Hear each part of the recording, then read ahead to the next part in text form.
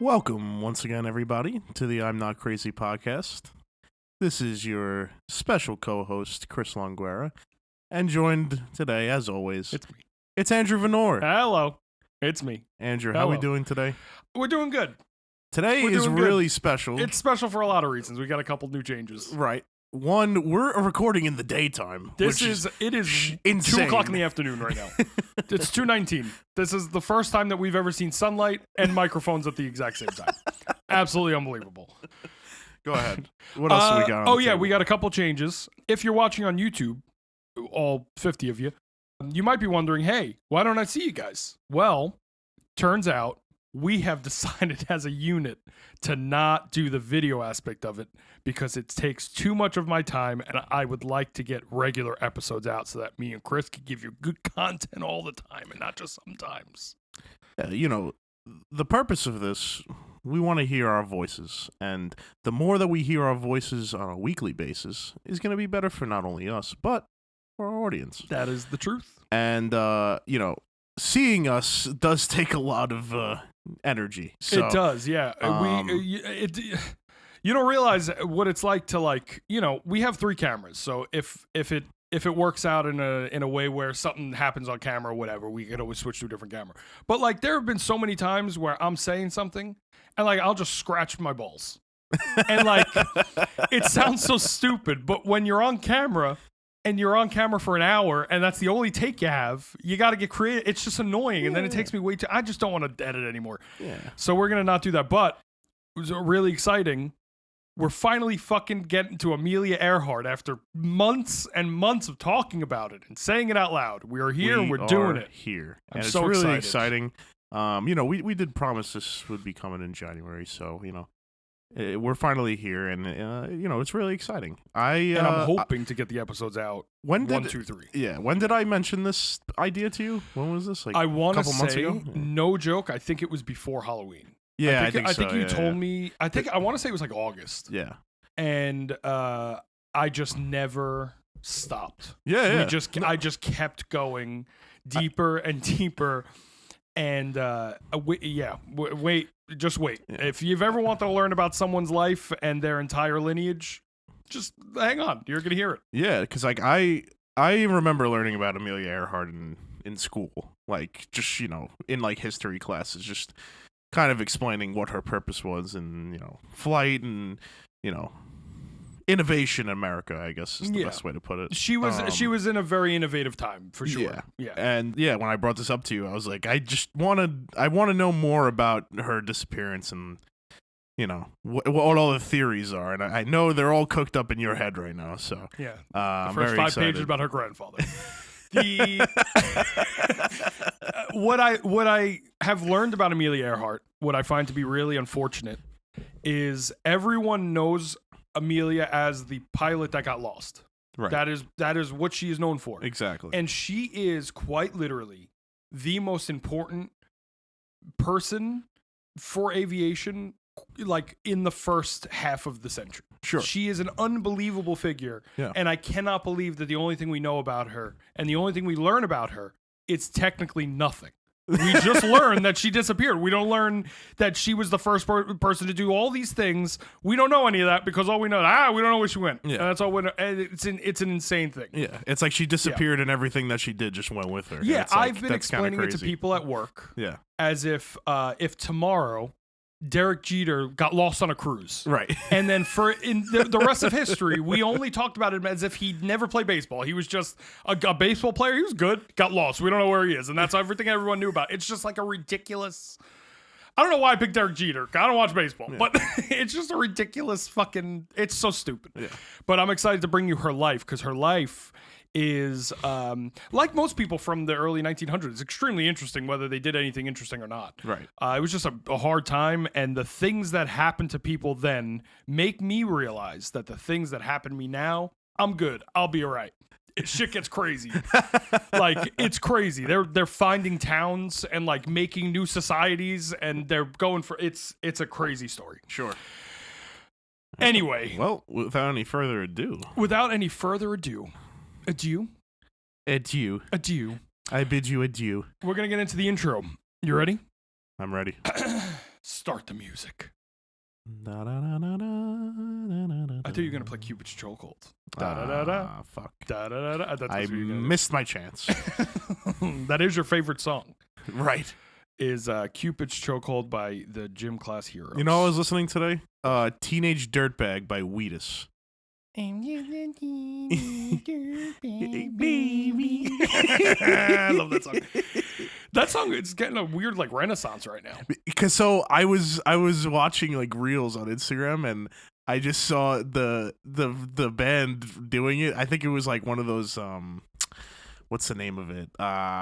Tiny Desk. That I didn't wait. They did a Tiny Desk? It looked like it. I don't know if it was, sick. but it looked like it. The lead singer's hilarious. It's so funny because in the comments they're like, "There's 2 women in this band, and you just have a 35-year-old man doing that part." I think that they talk about that as well. Yeah, it's really funny.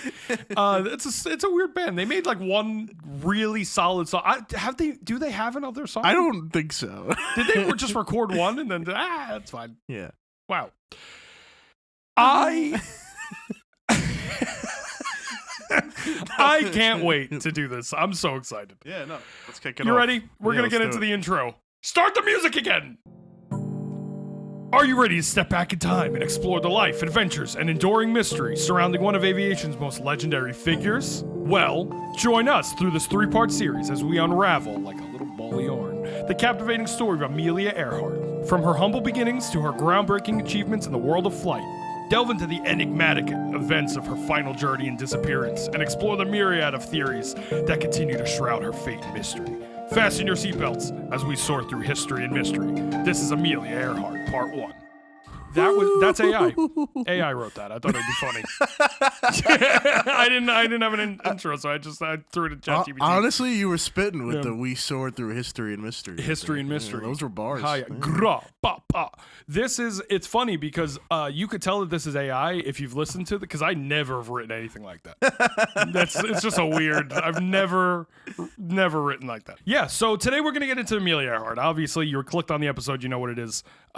If you are not interested in Amelia Earhart, stick around. I have a feeling that I could get you hooked. That's it. That's all I got to say for that. Yeah. We're going to get into probably one of the most important figures in aviation in the first half of the decade, like I said, in the first half of the century, I'm sorry, like I said. But she's also so much more than that. She was a writer. She was just an overall just inspiration for little girls all over the country in a time when little girls all over the country didn't really have freedom to have aspirations of being a pilot and all those types of things. She's extremely important to the American zeitgeist. Right. Look at that. Zeitgeist. I'm going to Germany for this one, boys. And so today we're going to get into the history and the mystery. Well, not really the mystery, just the history. Today's the history. Yeah. Part 2 and 3 is the mystery. Probably the mystery. Okay, so for the sources, you ready to write all of them down? We got you. They will all be in the show notes as usual. And anyone who's interested in anything we talk about, I would highly encourage go get those books because they're going to go into way more detail, obviously, because there's 7 of them. So there's the 3 books that Amelia wrote herself. I think the first one's called like 22 hours and 14 minutes, something like that. It's like the guy that cut his arm off, similar title. There's The Fun of It and Last Flight. Those are the ones. I haven't read Last Flight actually yet, but I read the other 2 in preparation for this. They give her direct insight of her life and all her experiences and all she did, and we know a lot about her flights because she directly wrote books about them afterwards.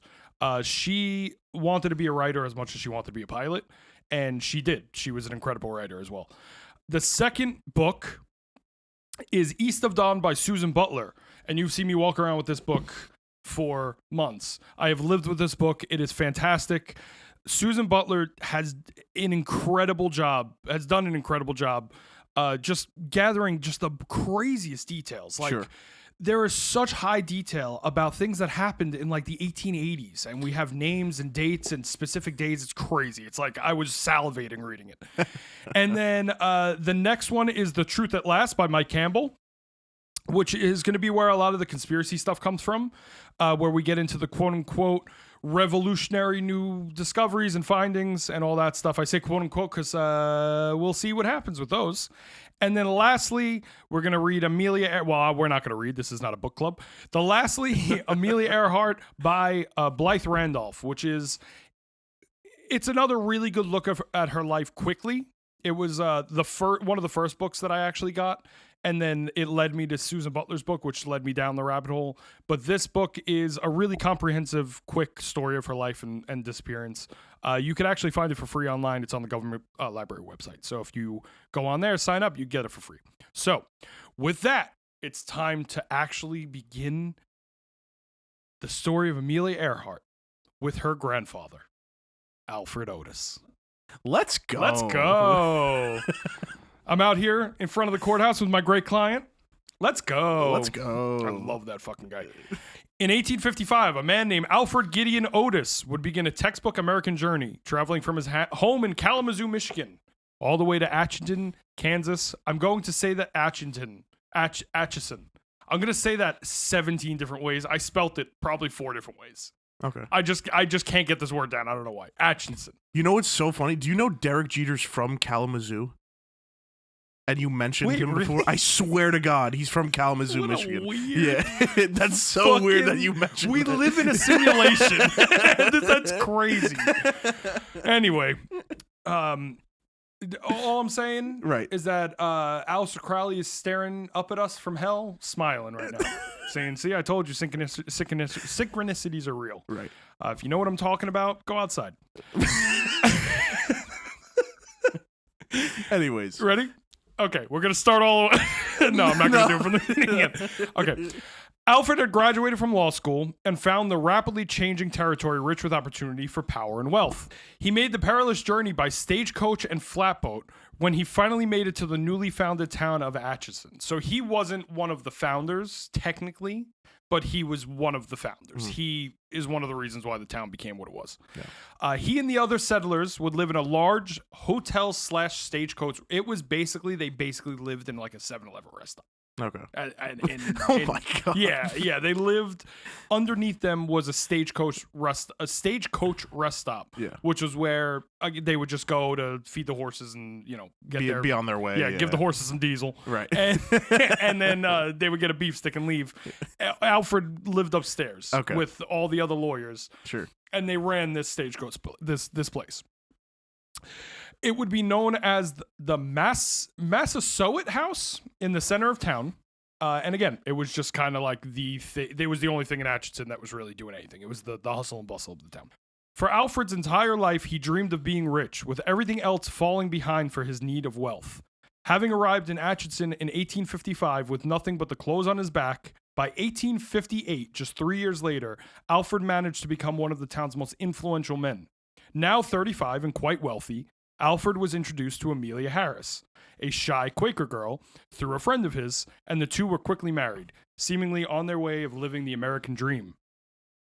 But not everything was sunshine and rainbows. Atchison was like a very Western, like typical frontier Western town. Okay.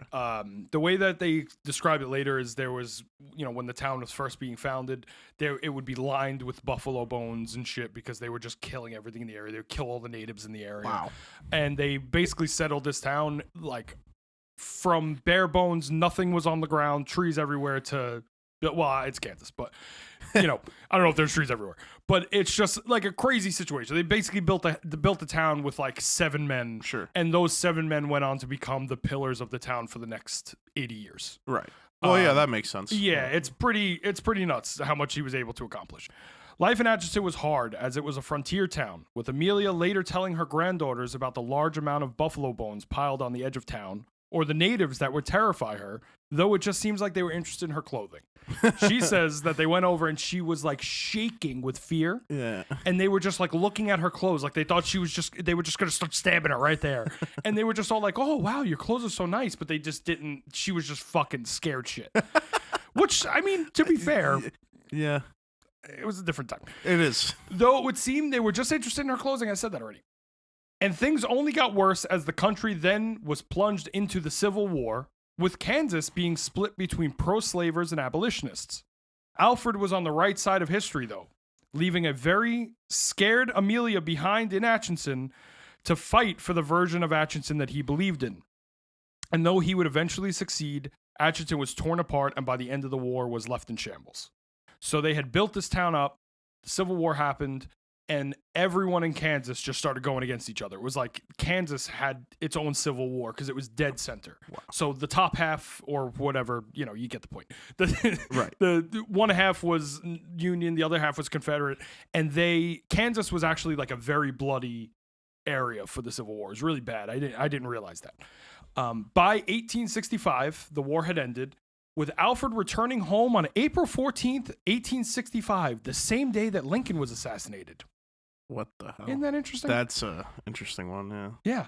And, thanks for dying, Lincoln, because it gave him a time of wealth and prosperity for Atchison. And it's definitely because Lincoln got shot. It's not just a coincidence. No, not at all. Correlation is causation. As Alfred had contributed greatly to its development, Atchison, he would spearhead building the railroads, the bank town, the gas company, while also being elected as a federal judge in 1876. He would ultimately have 8 children, with Amelia, their eldest, being Amy. I wish I could live in a time where I could just move to a new territory And just be like, yeah, I'm the banker. This guy went from having nothing to Yeah. basically becoming a citizen king at that point. Basically, the way that they describe it is that he was so poor that leaving to go to Atchison was alleviating a burden on his family because they didn't have to pay for him for food. Wow. Or they didn't have to supply him food. Yeah, That's how poor he was. Like he was off their support. He had nothing, absolutely nothing. And he managed to make his way through law school, found a town, and became a federal judge in 13 years, 14 years. I mean, that's absurd. Absolutely flipped That's his absurd. life around. Yeah, it's absolutely incredible. Yeah. And he fought in the Civil War halfway through that. Yeah. It's like, what? That's absolutely insane. That's an absolutely eventful life. All right. I will say, though, it didn't necessarily leave Alfred a very, what's the word? Supportive, emotional man. Sure. It turns out that fighting against your own countrymen while also finding a town in the Wild West doesn't make you compassionate. Who would have thought? So now we're going to get to Amy. Amy Otis shared her father's adventurous spirit. I messed that up. Now, okay, so I'm going to make this completely clear here. Okay. It's going to be a minute before we talk about Amelia. Yeah. Okay? When I say Amelia, until I say Amelia Otis or Amelia Earhart is mentioned, Amelia is referring to her grandmother. They are all the name the same. Right. Her mother is Amy. This is Amelia Harris. Amelia Otis now. She is Oh, now married, she's but married, she was Harris. Right, yeah. right, Good okay. for you. Look at you. Cool. She was Harris. She became Otis, so she's Amelia Otis. Then we have Amy Otis, who would become Amy Earhart later, and then we have Amelia Earhart. Gotcha. And then we have Muriel. What a lineage. Yeah, it's really confusing. I mean, I can't really say anything. My father is Andrew.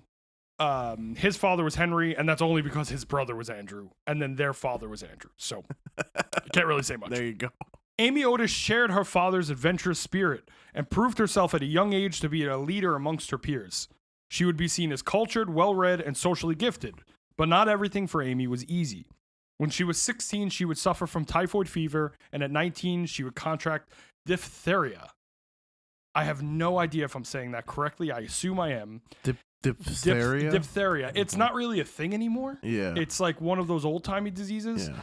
What is typhoid fever again? I don't know. Okay. Are these Let's older illnesses that got phased out due to vaccination, I guess? Yeah, Probably, yeah. Yeah, both of these have less than 20,000 cases per year in the U.S. Very rare. Yeah. Am I saying it right? Diphtheria? What a weird word. It's too soft. No, it's diphtheria. Diphtheria. Yeah, the diphtheria. Yeah. The PHTH is weird because it's two soft sounds right one after the other, and it's hard to pronounce. Yeah, diphtheria. Diphtheria. It don't even act like the P's there. No. Diphtheria? Like that? Diphtheria. Like DIFTH. Yeah, exactly. This is going on too long. Just getting into the epidemiology of diphtheria. Anyways, this girl's immune system was fucked. It's fucking awful. Yeah. She got sick a lot, and it caused her to not be able to be a person for a while. Damn. He felt Amy was to be a wife and mother and nothing more. So instead of going to college, she would travel with Alfred around the country. And this was something that he did to more or less try to get her. It was less to get her to be independent, because it kind of sounds like he'd be like, oh yeah, travel with me, just to get her to be independent. But it was more he was trying to show her like how to serve a man. Right. Yeah. So he wasn't like creepy about it, but it was like, you know, she would help him with more or less she was his assistant. That's just how And family it's just kind of how it was operated at that time. Yeah. Mhm. Yeah, the whole family's involved with the business and all that, which we'll get into all that later. Right. Amy always blamed her childhood illnesses as the reason she didn't achieve more, though her healthy sisters lived the same sheltered life, with her sister Margaret secretly teaching herself medical science until Alfred found out and put a squash to it.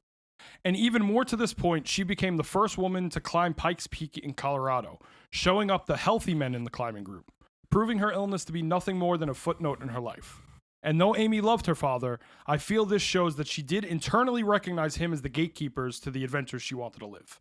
And that is something that she never said out loud. I want to make that totally clear. This is all speculation. But I think that the speculation is fair when you look at how she raised Amy and Muriel, because they were let to do anything they wanted. She read them a lot of classical literature. She was very into making sure that they were very cultured. They got music, and she was much more on the artsy side of things, where her parents were much more on the financial side of things. Right. Which is interesting to read this, and it feels like every generation just flip-flops back and forth. Like, Sure. if your parents were financially driven, it feels like you're going to be more of the opposite. If your parents are more artsy and they kind of struggled when you were growing up, you're going to be more financially driven. And it's interesting to see that goes back to the 1800s. But that's beside the point. It's kind of like between the two things, whatever's missing, you kind of focus on for the next generation. Yeah. It's like, I'm not, this is going to sound like a joke, but it's kind of like me and my parents. Yeah, you know, like exactly. I do this, and like, my parents are very supportive. Don't get me wrong. They love it. They listen. Hello, mother, father, stepmom. Hello. Good to hear you all. But, you know, I think internally they're all probably like, oh no. Which is fine. I could say the same. You know, exactly. I'm gonna fucking prove you wrong, damn it. I'm gonna do it. But yeah, I think that Alfred held her back so much that she held that in, and I think she did resent him for it later in life, and it becomes a little bit more obvious as he gets older. Amelia vaguely remarked on her mother's tendency to exaggerate stories of her adventures growing up. I'm going to do that one. I'm going to keep that one. I read that sentence 4 times. I think I'm going to keep all this in as well. I think this fine. is your explanation for why it's vaguely remarked. There was an issue there. And she would state, quote, among the best stories my mother told were those of her childhood. My sister and I always spoke of that mysterious faraway period as thousands of years ago when mother was little. And again, it doesn't sound like much, but she's trying to say there that her mother would exaggerate stories to the point that she had an impossible amount of stories. Sure. Yeah. And I feel that Amy and Muriel didn't realize that she was telling tall tales until they got older. And I think that they took those as fact and felt, well, they could do the same. Mm-hmm. And that was important to both of them, because Muriel isn't just the sister of Amelia Earhart either. She did her own things. We're not going to really talk about her much past their childhood, but she's her own woman. She's done her own things. She's pretty amazing in herself. And this leads us to the summer of 1890, to a story that she would often tell her children with stars in her eyes. You know, like Leonardo DiCaprio when he sees a 13-year-old. Okay. Wow, that came out of left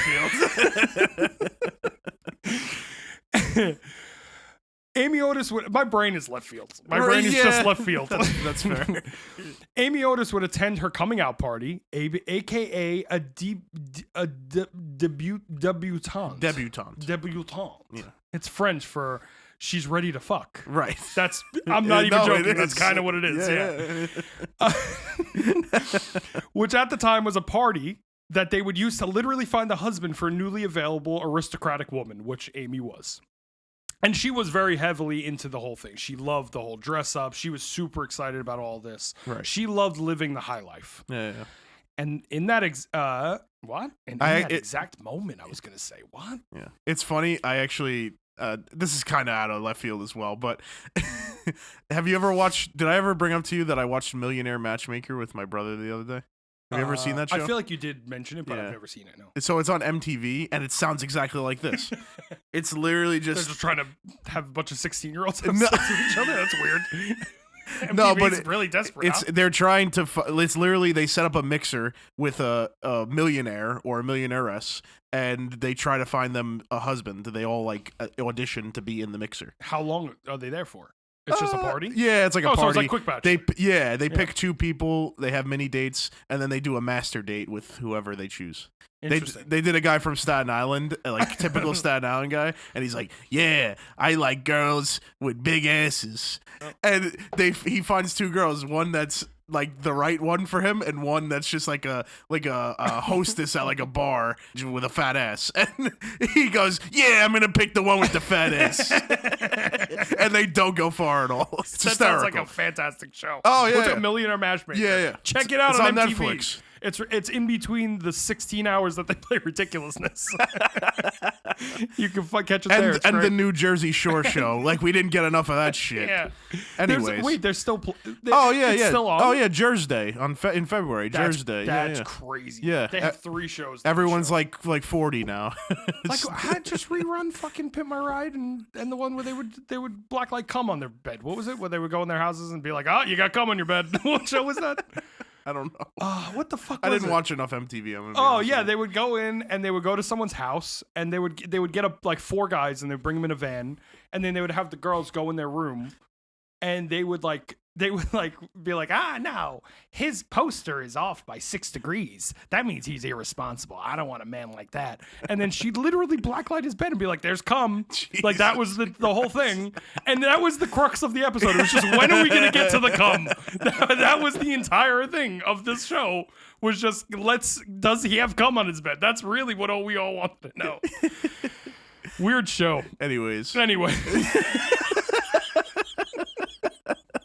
I don't know how much you're going to keep of that, but that was good. I'm going to keep all of that. That's great. And that is exactly what would happen when she would meet Edwin Earhart, a law student who would come along with his college friend and Amy's brother, Mark. He was described as a tall, slender, good-looking man with a bright future ahead of him, though his background made him the least likely candidate for Amy in the eyes of Alfred, as his family couldn't be more of the opposite end of society. But Amy's religious tendencies gave him a chance where he would win her over and they would fall deeply in love. Albert fucking hated him. Alfred hated it. What did I say? You said Albert.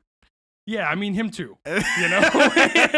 Albert wasn't a fan. I was going to just do a Fat Albert thing and then I can't anymore because Bill Cosby's a rapist. I figured Alfred would not Quaaludes. approve, you know? Alfred fucking hated him. Yeah. Till the day, no spoiler, till the day he died. Mm-hmm. And there's things involved in that I'm not going to spoil, but till the day he died, he took to his grave how much he disliked fucking Edwin Earhart. Right. It's insane. And on one hand, we're going to see that it is sort of justified, but on the other hand, it's kind of a self-fulfilling prophecy. Okay. He kept telling everyone, including Edwin, he would be nothing. And I think that he convinced Edwin he would be nothing for a period of time and basically ruined Edwin's life. And we're going to get into that. He was really good at just, tempering expectations, huh? That man could use words. Yeah. Let me tell you. He just climbed to the top and just was stomping on people on the way up. It's crazy. He was a Rockefeller. Like he was like one of those guys. Yeah, that's the perfect way to put it. Yeah. Yeah, he's like the, guy in a big suit smoking a cigar with a monocle. He's 100% that personality. Just a lowly man from Kalamazoo. Just like Derek Jeter. Literally. Just like Derek Jeter, a fat man in a suit smoking a cigar with a monocle. Look at that. On one hand, Alfred had a point. The two families were radically different for the time. But on the other hand, both families played a major role in the formation of this country. I have been wanting to tell you this for fucking months. I've mentioned this to you 100 times. I'm so excited I get to tell you. Yeah. So they were from 2 totally different ends of the spectrum, but they both were majorly important to the formation of the United States of America. Ready? Okay. James Otis, though troubled, was a politician and lived the higher life. James Otis was Alfred Otis's grandfather. Mhm. Oh no, a great uncle. Okay. Okay. James Otis is the man who started the Stamp Act Congress in 1768, Okay. which was the beginning of the Revolutionary War. He is the guy that set that into motion. Yeah. Okay. So that's her side. Right.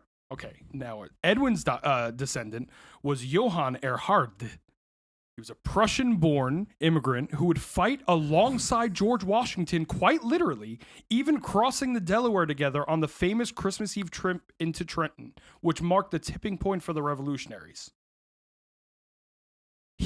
Both sides of the family created the country, quite literally. Yeah. How crazy on both sides. They were like high-end military. They just filled out both parts. You can't get more American than that, man. All I need is an equal drop of some fucking. I'm not gonna say what I was gonna say. I'm gonna leave it at that. You could. I'm sure you can imagine what he was dropping, and it's not opioids. But yeah, no. This family is just like you could just drape them under a fucking American flag. Jesus. Yeah, I'm just so patriotic right now. I'm so patriotic right now. So Alfred didn't give a shit about this. This was all lost on Alfred. He didn't give a fuck. It's like, oh yeah, you were George Washington. Good, yeah, go fuck yourself. Whatever. Yeah. The major reason being Edwin was a Lutheran, which was the lowest he could be while still believing in Jesus Christ. And that is 100% true. Yeah. He looked at him as basically being subpar human. But he was like, well, we still got the same savior, damn it. That's kind of where it was at. That's your saving grace. Yeah. Quite literally. And even worse, his father was a preacher, a Lutheran preacher, and was intensely poor on purpose. Kept himself very poor for the sake of God. Sure. You think Alfred would see himself in Edwin, as he also started off from extremely humble beginnings and rose out of sheer will. That's exactly what I was going to say. He's literally what he was doing. It's incredible. It's incredible. What's good for me is bad for thee. Whatever the fuck that's definitely not what it is. I'm the only one that could do this. Yeah, it's unbelievable. It's so frustrating because he could have treated him so well and he would have flourished. Yeah, literally. And then Amelia Earhart would have been nothing.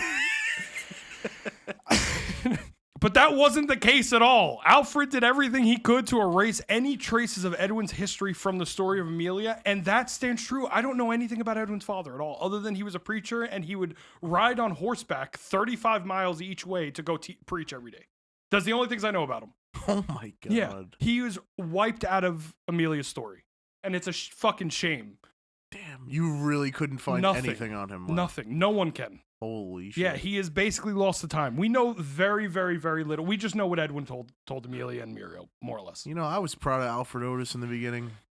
He's a piece of Alfred's work, a piece man. of shit. Well, don't get too attached to Edwin. Okay. Not a great guy.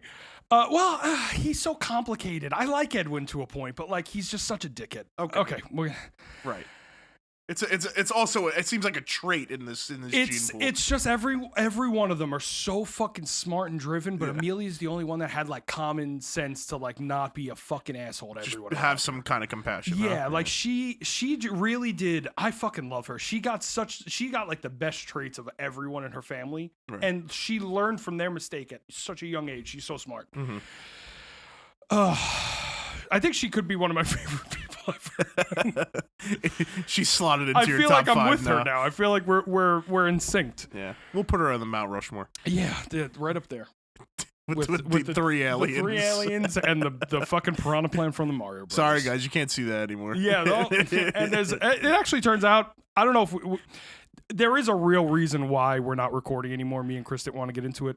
We are both stark naked. It just helps with our confidence. We are both stark naked right now. I just want to make sure you heard me the first time. You look good. Thanks, man. I appreciate that. Let's go. Let's go. Okay, so the two would marry in 1895, Edwin and Amy, only after Edwin met the requirements set by Alfred, which was a job paying more than $50 a month. And now you might say, oh, this is, back in the day, this is a lot of money. It's only $1,700 today. He wasn't really asking for a lot, to be fair. Yeah. He was just kind of like, hey, can you get a fucking job, please, before you marry my daughter? And that he did. Edwin would get a job paying exactly that as a lawyer. He went into law as well. As we said earlier, I don't know why I'm saying it like we didn't say it. And the two were married in the Trinity Episcopal... That's That's a word. Episcopal. Thank you. Trinity Episcopal Church in Atchison, Kansas. It was said that in the wedding photo, Amelia looked beautiful and happy while Edwin had a look on his face like he couldn't believe that he fucking pulled it off. Honestly, I would be in the same boat. I would pay money to see this wedding picture. And then after the wedding, the two went straight to Kansas City to start their new life and to get to making babies. Oh, and that's hell yeah. exactly what they did, arguably better than anyone else. And finally, we get to the star of our story. We're finally getting to the birth of Amelia Earhart. This is exciting. All right. Yeah, let's do a palate cleanser. Okay. In the Vietnam War, Right. good start, there were guys called tunnel rats, and they would go into tunnels to try to wipe out underground Vietnamese shelters, more or less, that they would build out. And they made them decades earlier when they were fighting the beginning of the war and all the rebellious stuff. Mm-hmm. And they would send guys in with nothing but a pistol and a knife. Oh my goodness. So, birth of a superstar. Little palate cleanser for you.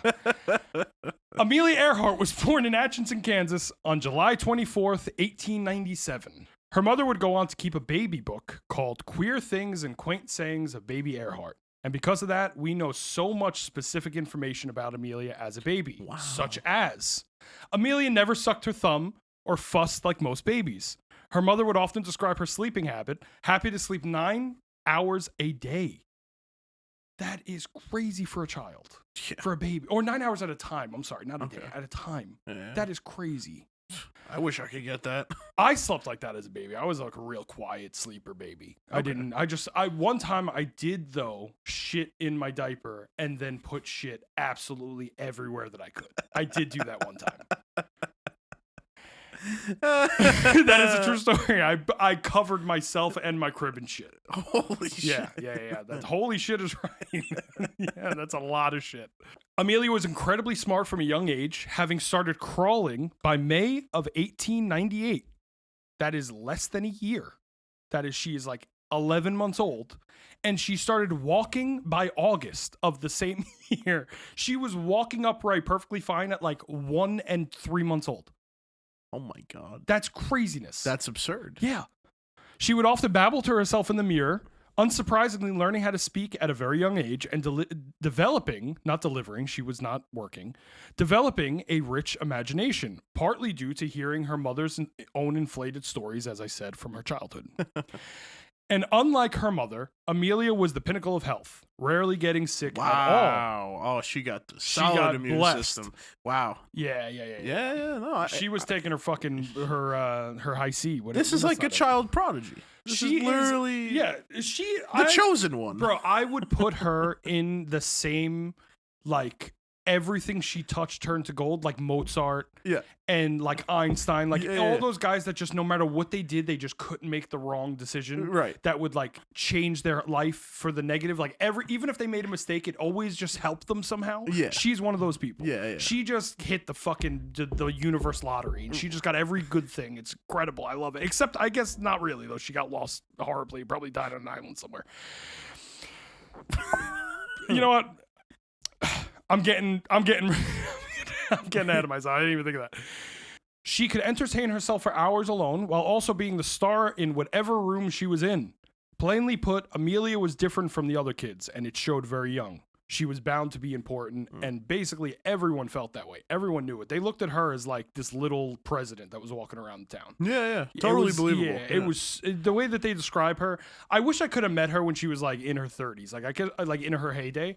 I wish I could have just see what she sounded like and like how she carried herself as a person. That'd be really cool. After she turned 3, Amelia spent most of her childhood in Atchison, only spending summers with her family in Kansas City. By the time Amelia Earhart was there, Atchison had become a gateway town, having about half the population as they did when her mother was growing up. And gone were the days of growth, and here were the times of stability, as her grandparents were arguably one of, if not the most important family in town. Sure. And that was legit. Yeah. They ran the gas, they ran the money, and he was a judge. Yeah. They ran everything. I mean, what else is there in a frontier town well, I guess at this point, a gateway town that needed to be done? Right. Yeah. You know, other than that, he was, someone else controlled the water. He gave them mercy. Let them get the water there. Yeah. And now this is a quote And I just think this quote's absolutely fucking hilarious, so I included it in. This is from Susan Butler. Now, this book was written in the 90s, so it often will say the R word that we don't like to say. Yeah, she would say that a lot, and she kind of went at mentally like disabled people really like kind of harshly in the book at times. But listen, we love Susan. She's a good woman. We're gonna say it was the 90s. It was a different time. We'll take the trade-off for having immense knowledge of Amelia Earhart. Yeah. And now what I'm gonna read, I just became an Italian man. What I'm gonna read is Susan Butler's own words. Okay. She says, "Yet if she was raised in a family that had achieved local, state, and national recognition, still its day, like Atchinson's, was past. In Amelia's growing up years, Atchinson was subsiding into a sleepy town. Gone was the vibrancy of the years when Amy was growing up. In its 1880s exuberance, its certainty that it was about to become the gateway to the West, a sign that had been put up in the railroad station that read, quote, Atchison, Kansas, population 30,000. Strategically placed so that passengers in the trains approaching from the south could see it before they turned out west, out across the Kansas plains. In Amelia's day, the sign was still there, but now it only served as a reminder of past dreams. The population was scarcely half of that, that's pretty wild. The famous of the world no longer strolled through town as they had when her mother was a child. And here's the fun part. The most exciting thing going on in town was watching Deefy Bowler, the deaf and dumb bricklayer with the powerful shoulders and crippled stumps for legs, famous throughout Kansas for being the one that could lay more bricks than anyone else in America, finish paving the outlying road. So basically they were like, the most fun thing you could do in Atchison when she was growing up compared to when her grandmother was growing up was watching the mentally challenged guy make a wall. That's what that says. And that's aptly putting it. We get it. I understand what you're saying. I feel like you could have just been like, yeah, it wasn't that influential as it used to be. And you didn't have to throw Deefy Bowler under the bus. Right. You know? Shout out to Deefy Bowler, man. Deefy was just like, I'm just making this wall. And he's just like, man, I hope no one else important comes out of this town. I'm going to be lost forever,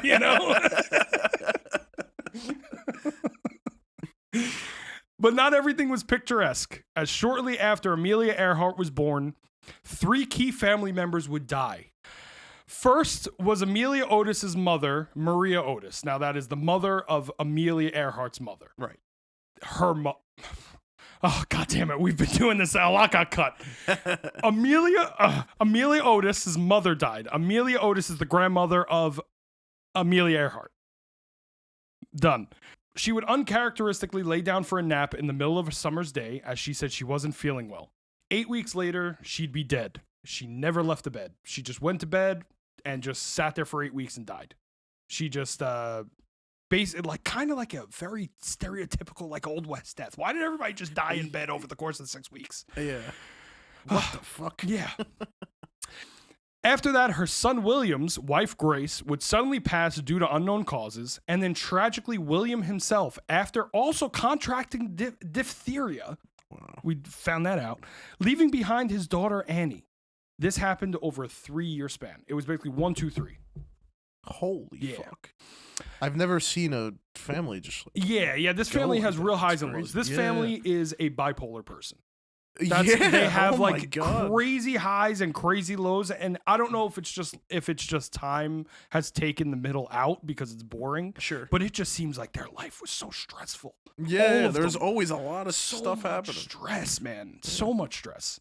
And to add insult to injury, Amelia and Alfred's youngest daughter Margaret, who had been living at their estate to help take care of Maria and the family, decided to go back to her fiance in Philadelphia, who was patiently waiting for her to return to marry. And that's exactly what she did, taking the now orphaned Annie with her. So now, within 3 years, the estate would quickly become quiet and lonely, having a profound yet distinctly different effect on both Alfred and Amelia Otis. For Amelia, she craved her family and wanted nothing more than the house to be full of Otises again.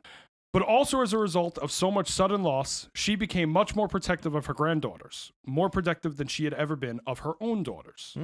And again, I just think that that's getting older. Yeah. I think my grandparents are probably the same. I think everyone's grandparents kind of soften up a little bit. And it's funny because there's like this joke that we love our grandparents and they're so sweet. And then you hear stories about them raising their kids and you're like, ooh, that's spicy.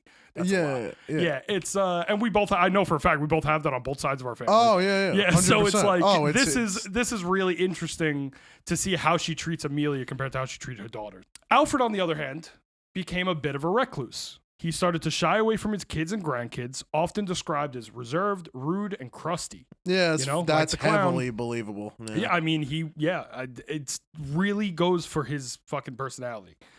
At 64, he had suffered a full mental breakdown, eventually recovered, but never totally. As a result, he'd become angry and cold. And once his youngest daughter, Margaret, had left, Alfred was visibly a different person. And that's not all. Though Alfred was obviously suffering from bouts of poor mental illness, he was still the patriarch and never got over his dislike for Edwin, only getting more vicious as he grew older. For the first 3 years of Amelia Earhart's childhood, her father was not only present in her life, but very attentive and loving. But as she spent more time with her grandparents, her grandfather would take the opportunity to keep her away from him, telling him he was the reason they lived a modest life in Kansas City instead of the lavish life he used to have in Atchison. And he's 100% right. Yeah. He trusted Edwin to more or less take his daughter and give her the life that he gave his wife and kids. And that's not what happened, even in the slightest. Right. I mean, they just not even the same thing. And though Amy didn't seem to agree out loud, her actions showed her feelings, with her spending nearly as much time there as Amelia when she was a kid. And once their second daughter Muriel was born, they would spend the majority of the year in Atchison, leaving Edwin all alone to work, missing his daughters and feeling the pressure of Alfred starting to rip the family apart. That is when he would start to develop his alcohol problem. This is a lifelong issue that just kind of, it would go away, come back, go away, come back, and it fucking ruined them. Muriel and Amelia always loved their father and described him as generous and loving, though his drinking did cause a lot of extra heartache on top of Alfred's fucking just never-ending gaze and pressure. The contrast between Alfred and Edwin, as well as Amy and Amelia Otis, played a huge role in Amelia Earhart. She got her adventurous spirit from her mother and grandfather, her love of learning and culture from her grandmother and mother, and a deep understanding of the dangers of chasing wealth over passion from her father. Amelia and Muriel were brilliant, and from a very young age, I feel that they were both able to see through their father's flaws and their grandfather's money, and saw them for who they really were. That was fucking beautiful, honestly. Thank you. That was a beautiful paragraph.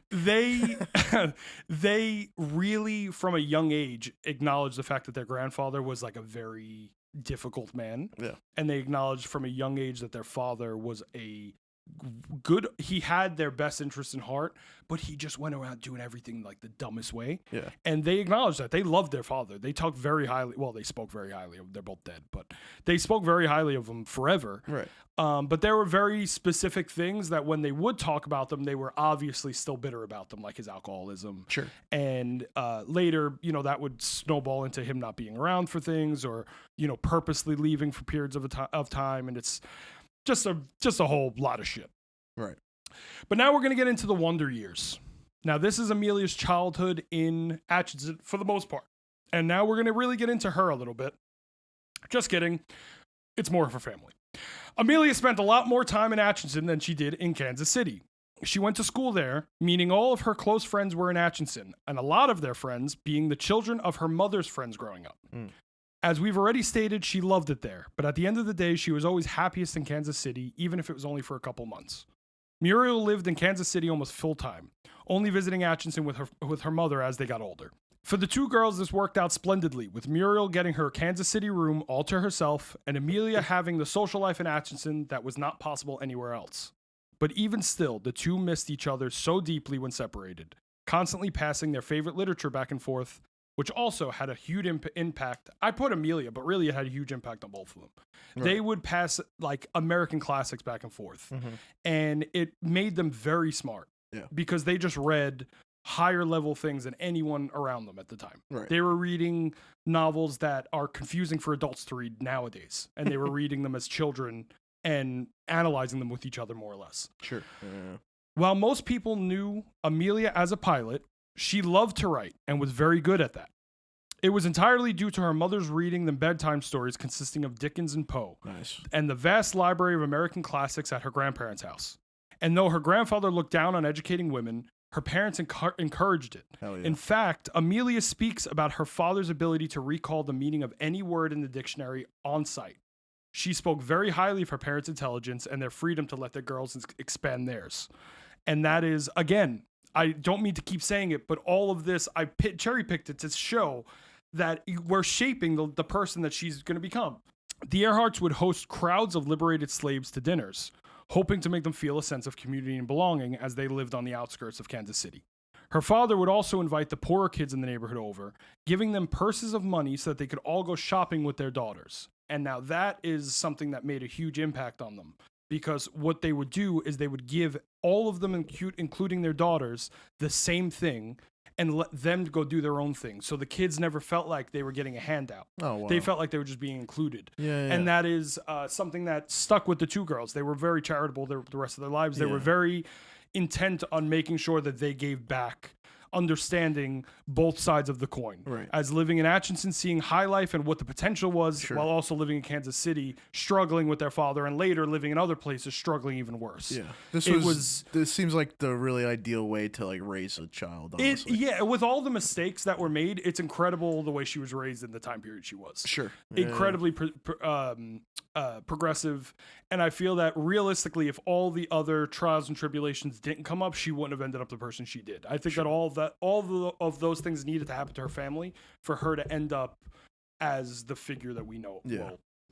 That we will get to know. And it's funny. It's like it all stems from Alfred. It all stems from Alfred and Amelia. Yeah, the two of them were just fearless. Alfred's mindset of feeling woman shouldn't be in a position to learn, but also the power and influence that he gained. It really affected them, like how they can live their lives, but also show how to live, outside of his thought process too. So that's solid. It's actually beautiful. Yeah. And on top of that, to give Amelia Otis some credit, also her being left behind in Atchison during the Civil War time, when there was so much fighting and so much just tension and bad stuff happening in their town. Right. People coming in and raiding their town. Confederate soldiers coming in and just killing people in sight, just doing crazy shit. She lived through that. She saw that, and it did make her a stronger, more willing to kind of do what needed to be done to get the end goal than she was when she first got to Atchison with him. Right. She was very much like a go-getter and very, I didn't really talk about her too much just because it would have reiterated the same thing with Amy, and again the same thing with Amelia. She was very much part of that. The ambition is fully there. The ambition is genetic. It really is. It's an unbelievable thing. Sure. Amelia seemingly never thought herself better than the next, even after her insane journeys around the world. And I feel this comes directly from the days she spent with her parents as she got older. Her father, as wonderful as he could be at times, had some major flaws that taught everyone around him what not to do in life. And now we're going to get into the saga of Edwin. Okay. Poor Edwin. Edwin was a father. What? He was. He was. And he was a little bit of a motherfucker, too. Edwin was a lawyer, married to the daughter of the most successful lawyer in Atchison. And yet he was still a claims agent in the now raging railroad business. And what makes it even worse is Alfred and his brothers became large players in the railroad business, netting them huge fortunes as Amy struggled in Kansas City with her lazy, drunk husband. It couldn't get any worse for Edwin. Just kidding. All of Edwin's friends were also massive successful railroad lawyers, with many of them being childhood friends of Amy, causing Edwin to try to impress them with his alcoholism. So that was what he would resort to. So they would all go out, and he couldn't compete with work, so he would just outdrink them and make a fucking ass of himself constantly. And everyone just knew him. All the adults just knew him as a drunk. Oh my goodness. But this is when Edwin decided to do something big. He invests all of his money into a new invention that will change railroads forever. A flag holder for the flag on the back of the train called the caboose. Found that out. Which would often fly off mid-trip. So they would put a flag on the back, which was important of identifying, I guess who owned the train or whatever. Right. And they had this problem where it kept flying off because the trains were going fast. And it kept flying off. They couldn't figure out a way to get it to stay without flying off. Oh, so he invented that? He invented the thing to stop that from happening. Sure. So he made his trip all the way to Washington, D.C. to buy his patent and make his family rich. But it would turn out that he was right. The flag holder he had spent all his money making and manufacturing was indeed needed more than he had ever imagined. So much so that it was patented by someone else years before, leaving Edwin and Amy with no money at all. Oh my God. So now things for Edwin definitely couldn't get any worse. Just kidding. It turns out Edwin would sell the incredibly rare and valuable law books that Alfred had given him to help fund the invention once he had ran through their savings. These books were so rare that they ended up getting back to Alfred. And he would just one day just present them to Edwin and just be like, what are these? Oh my God. I'm getting nervous talking about it. Oh. This God, guy already just hates your that guts. sinking feeling of just, oh man, I fucked up so bad and I can't do anything but sit in it. Yeah. I cringe. Oh my God. Yeah, it's so bad. But there is a little bit of a turning point, and it happens as Amelia tends to grow up. So this section is called Amelia Grows Up, and so does Edwin. To a point. Edwin is a complicated guy, as we could see. Though he adored his wife and kids and treated them like gold, his actions portrayed him to be a desperate man trapped in a hole, and that's exactly what he was. Edwin would continue in his ways for years, blowing through their money on lavish vacations, though the trip to the 1904 St. Louis World Fair was a highlight for the whole family, with Amelia fondly remembering her and her father riding elephants and roller coasters. And this is, she would actually quote this as being where she got her taste for kind of like Daredevil stuff, because she went on a roller coaster. Oh, okay. And I could agree, it's a 1904 roller coaster. You had to have a little bit of a fucking set of balls to get on that. I wouldn't even go on the fucking what's it called in Coney Island? The Cyclone. Oh my God, Cyclone. Yeah. It's 2024. I'm not going on the Cyclone. You know, Yeah, I'm good. There's no way. I'm good. I'm fine. Imagine a 1904 cyclone. Oh, yeah, it's called the Twister. But finally, after years of failing and making ends meet, usually by his own fault, Edwin is offered a job in 1908 at the Chicago, Rock Island, and Pacific Line. That's the name. It's the Chicago, Rock Island, Pacific Line. That's the name of the company. I feel like we could have just called it something like Chicago Pacific Line, or you know. What kind of job is that? It was a railroad. Same thing. It was same thing. claims. Okay. So what they would do is they would make. Line I believe, is railroad. Yeah.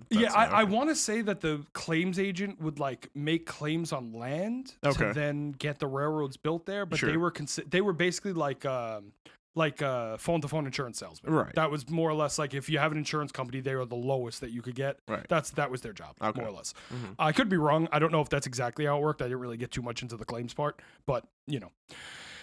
He would accept the job, and with it would come huge changes. The family had to move to Des Moines, Iowa. Des Moines, Iowa. That's where Slipknot's from. Des Moines. Yeah. That's where my friend Bobby is right now. What? Are you kidding? No, he's in Iowa. Oh, Des Moines? Not Des Moines. Oh, no, I was gonna say, what is happening? First Derek Jeter, now Bobby. No, he's in Iowa. So the family would move to Des Moines, Iowa. And the family were not moving to an affluent area at all. They moved to a very, very fucked up poor area. They were starting from the bottom while Alfred worked his way to the top. And he actually did it.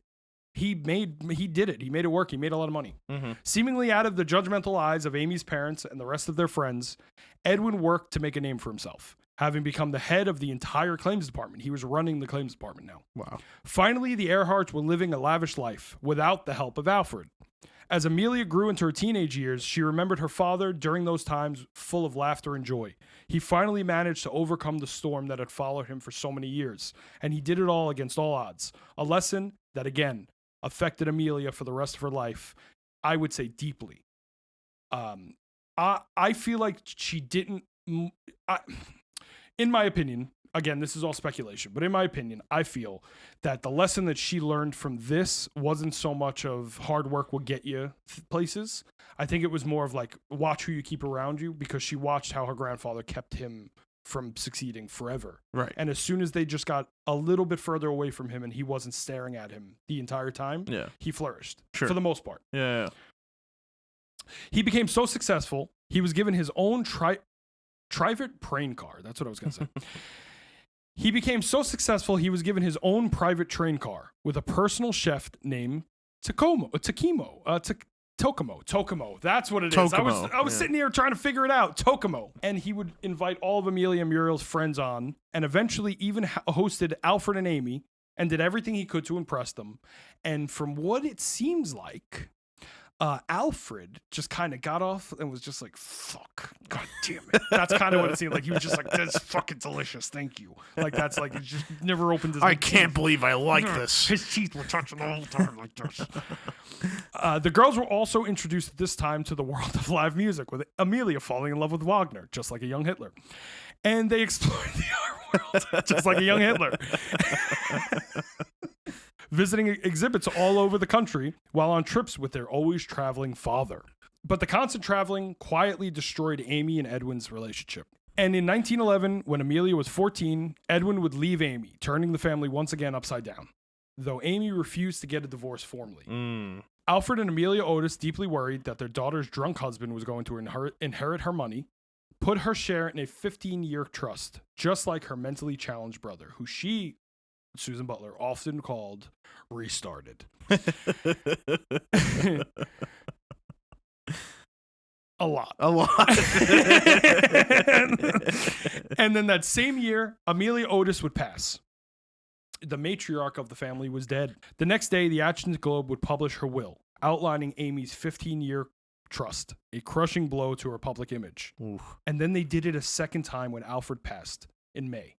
Oh my God. And his will was the exact same as Amelia Otis's, even though Amy had spent the time in between her mother and her father dying, getting her mother's money to be taken out of the trust and put into a different company's hands so she could get it early. Her father then fucks them both and says, fuck you, I hate Edwin, and dies, knowing that she would have to go through that entire process again.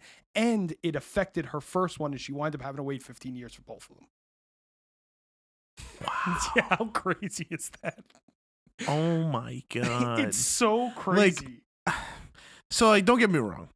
Alfred has his ways where it's like, I agree. I don't know if you want the drunk husband Edwin to have your money, but it's like he just does it in very devious ways. Yeah, it's like I agree. I think that this is probably what should have happened. Sure. Just seeing how the last 15 years or 10 years of their marriage went, I could also see that I don't think they were going to last another 15. Right. But like, that's crazy. And her parents were super traditional. Alfred and Amelia were so traditional. Sure. And they were telling her, get a divorce. Yeah. Like, the whole town is looking down on her for potentially getting divorced. And her parents like, fuck them. Get a divorce. Get away from this fucking guy. And she just never did. Yeah. And it's such a shame because Edwin has, like, it looks like he has the ability. Yeah. But it's just he has so many demons. I think that if he would have married a woman who with like a more... not even a supporting family, just a family that didn't give a fuck enough to say a word. Yeah. He would have ended up being extremely successful. Yeah, like a family that didn't want to like shit on his entire life. Yeah, I think he was just more or less put in a situation where he couldn't have won even if he won. Right. And he did win, and he still was losing. And he still lost. Yeah, it's honestly, Edwin's a heartbreaking story. Sure. Of someone who can't get out of their own way. You know? Yeah. It's kind of nuts. He seems like he's very much in his own head, like, a lot. Yeah. And he's also, like... It's debilitating, you could tell. It's extremely debilitating to the family. And what sucks about him is that he does things that are... technically could put them in a much better position and can help their family, but he does it in the most fucking selfish, self-centered way he can by assuming that he is smarter than everyone else and he could fix the problem. Yes. And that is his main problem. Yeah. His ego does get in the way a lot. I think he does think he's better than everyone. Sure. And I think that he just figures, fuck him. I'm Edwin Earhart. I'm fine. Right. And I think that caused them to cause a lot of issues. Right. Around this time, Edward's drinking had become impossible to hide, with him becoming dark and bitter. He was highly insulted by the Otis's will and drove himself to drink even more than usual, hoping to punish Amy for the transgression. Yeah. He held it against Amy real in a bad. Good spot. No, and that's where they fucked up. Like, I understand what they did, but I think they should have just quietly given her the money before they died and just said, just don't tell him. Right. You know? Yeah. Because to be fair, I guess they might have been upset that they didn't follow with their wishes to just divorce him. Yeah, I think. I guess that's kind of part of it. Case. Yeah. But there's things about this that we'll never know. Yeah, but fucked up situation. Very. It's so fucked. It's so bad. Oh my god. The couple would somewhat reconcile over the years, but for years to come, Edwin would ruin his own empire and come crashing back to Earth, having to take a job a couple years later as a clerk. He was a secretary at a Great Northern Railroad, falling deeper and deeper into alcoholism, which started to affect his relationship now with his daughters, Amelia and Muriel. Mm-hmm. Amelia was obviously very affected by all this. She was devastated to lose her grandmother and sad to see the old man go as well. She was deeply worried, but also angry at her father's lack of discipline and self-control. And she yearned for her childhood times when adventure was carefree and tragedies were far and few between. Yeah. But even still, Amelia attended the best public school in Chicago at the time, Hyde Park High School, where she did fine, though she didn't really make an effort to make friends or generally fit in at all. And I think that is just because she was probably going through a lot emotionally at the time. Oh, yeah. She's getting hit with bricks right now. Yeah, it's just like every year there's just like everything's changing. Your and they moved to Des Moines. are dead. Your dad is losing his job. Your grandparents are dead, and they fucked your family for the next 15 years. This is something I didn't mention, but just to give you like a little insight on the instability of Edwin and how he would just do what he felt was necessary, but the selfish would come into play, is they lived in Des Moines for 4 years, and they moved into 4 separate houses during that time. Wow. Yeah, because he just kept saying, this one's not good enough, and moving them into another house. Right. And they all hated it. And they said that they were making money, but they never felt... They said it was 4 years of uneasiness because we never felt like we were in a home. They just constantly be moving. Oh, that's infuriating. Yeah. It's crazy. It really is. It's nuts. So it wasn't until she attended the College of Ogons, which I didn't know. This was a college for women between 1892, I think, into like 1950s, the 1950s. Or maybe it's 1915. To the 1950s, something like that. But they were a women's school, and they were basically there to have women excel in things that women normally wouldn't excel in. They were a very progressive school, and that's where Amy went to college. Yeah. She would start becoming a leader there as she did when she was a kid. And as it was the late 1910s, Amelia led the students to make sweaters for the Allied forces during World War I, which eventually led her to leave a life of service. She would suddenly decide that she wanted to be a nurse, and she excelled at it. Wow. I don't know what that says. It would be while working at the Spadina Military Hospital she would be introduced to the love of her life, flying. Wow, we're here. We're here. Holy shit. Finally, we talk about flying. That's what the name of the section is. But don't get too excited. It's not. You can see the end of the episode's close. Fuck you. Okay. So Amelia had seen her first plane when she was 10 while living in Des Moines. And she famously was uninterested, saying it was a thing of rusty wire and wood and looked not interesting at all. That's what she said. And it's actually really funny because there's another pilot who also became super important in early aviation, well, mid-aviation, like the 1940s and 50s. Mm-hmm. And he had also seen the exact same plane that she's talking about because not a lot of people were doing things like that at the time. Right. And he also said that he felt like it was a piece of shit plane. And it's funny that probably the two most important people in aviation at the time were like, that's fucking stupid. Why is anybody flying that? Which is really funny. Yeah. It would be a decade later, while riding one of the horses at the stable, she'd gain the attention of a few of the Air Force pilots. Being impressed by her ability to ride a famously difficult horse, they invited her to a pilot showcase. The difficult horse would always buck one of the captains off, and they would always be like, that horse is impossible to ride. And apparently she was like speaking to the horse. Wow. She had a lifelong love of horses. She was like obsessed with Black Beauty as a kid. Sure. She would like, when she was like a kid, she would go to people. She would like go to people who were like treating their horses bad, and she would like loosen the reins, or she would like let them free. She was a wild one when she was a child when it came to horses. She sounds like she has like she loved animals. Yeah, I kind of have like that energy with animals, right? I can, also do. Yeah. I can like go to any animal and like they're pretty much good. Like, yeah, look at this one. Yeah, the tiny little one licking herself on the couch. Right, little baby? Yeah. she just looked at me like an animatronic. Okay.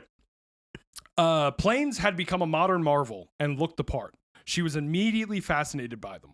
She tried to get as close as she could to the planes And when she failed, she focused on the pilots instead, leading her to eventually be invited to a Toronto fair where they were doing a big exhibition on planes as well. Yeah. Now, it seems like, from what this says, it seems like she had seen the pilots obviously flying before, but this specific event is basically the catalyst of history. Okay. And it's so funny because what would cause this is like such an inconsequential decision by the pilot. And it's like one of those things that you look at in history. It's just one of those decisions where you look at, it's like the decision of the assassination of Franz Ferdinand, where the dude that was supposed to assassinate him went to the wrong place and they called it off. And then he walked out of the bakery he was in and the Archduke was in front of him. So he just killed him. Like, this is the exact same type of thing. Like, it's just one of the, he was just like, fuck it. Yeah. And it changed the fucking course of history. It's insane. She was hanging off at the side she was hanging off to the side with a friend of hers when the pilots took flight in Toronto. They would barrel roll and dive to impress the crowd. But for the pilots, this was just another show. So to mix it up, one of the pilots did something that would, again, change the course of history. The pilot dove right into the path of Amelia as if he was going to crash into her.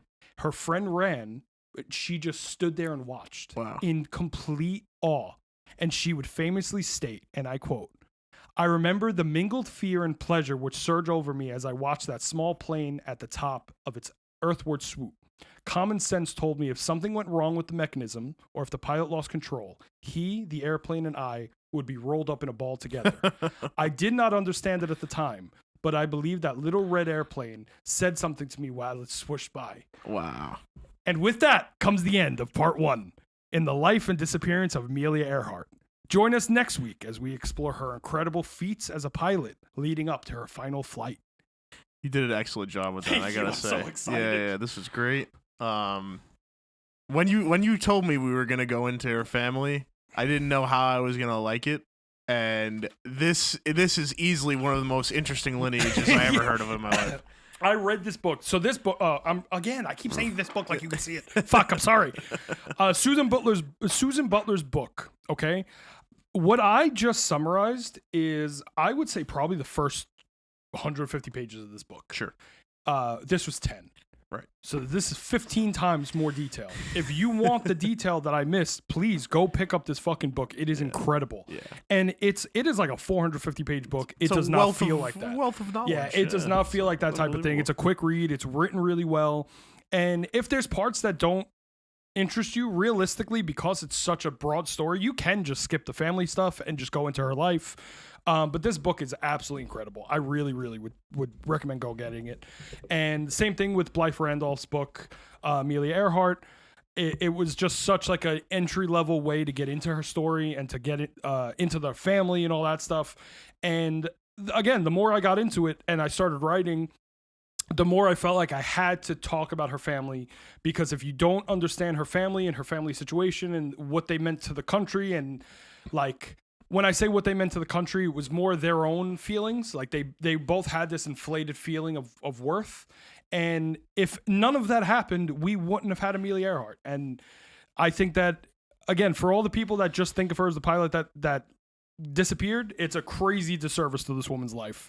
And I hope that I've convinced you that is true. I just burped up lox. Gross. I ate a bagel with lox before we started recording. Yep. Well, yeah. So that's Amelia Earhart. This was really impressive. Bitch be flying. And we have. I feel like we haven't even got to the meat of this. We haven't even scratched. So we didn't even get to her in a plane. Yeah. That's what she's famous for. Right. You know? Yeah. Oh my God. The next episode, we're going to get into her flights over the oceans, the various oceans, her solo flights, what she felt like she did bad, the types of planes she flew, which again, if it sounds boring, it probably sounded boring in the beginning of the episode when I said I was going to talk about her family, but I got you you're listening now. So I'm telling you, it's going to be great. I'm very excited for this. This has been, I don't think I've ever gone this deep on anything in my life. Sure. Yeah. That's a lie. No, that's a lie. That's a lie. I feel like every episode is like the next stage of how far you want to go in something. So. This honestly, I'm so happy you said that, because this has made me realize that what we could do is one big thing and do little things in between. Sure. And I know what I want to do next, but I'm going to keep it a secret, but I'm going to tell you off air. I think you're going to be very excited. Okay. I have another 3-part. Yeah. But it's kind of, I'm combining a bunch of things into a 3-part series, which I'm really excited about. I love it. And I hope it works out.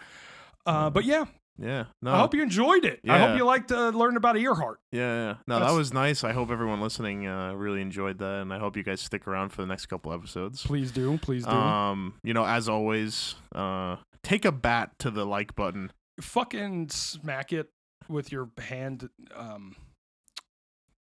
If you guys could,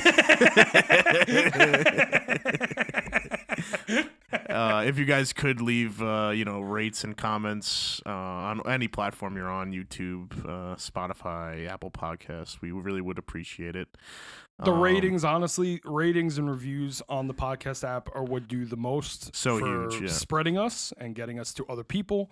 And also, if there's someone in your life that you love and you want to give them a podcast about history and mystery and all in between, suggest like Last Podcast, a great podcast. Right. Give them Serials, a great podcast. They're like, no, I'm just kidding. Give them this one. You fucking man. If you guys have any questions or comments, concerns, maybe for the next couple episodes, and you want anything that we could maybe keep them to bring yourself up. for now. Wait until February. No. To Chris's point, if you have anything that you'd like to send us, please email it. And I'm going to say the email for the first time, I think, in the show's history. It's I'm Not Crazy Official Podcast at gmail.com. You could send everything there. Any stories you have, if you have any stories of you growing up and you saw the ghost of fucking Wilford Brimley in front of you when you're sleeping, write in, let us know. And really, please, I have diabetes. Can you tell someone else? I have diabetes. Thank you so much for listening. That's it. Close us out, Chris. Thanks again, everybody, for listening. Wait, hold on. To the do you have like a catchphrase you can give us for the podcast? Like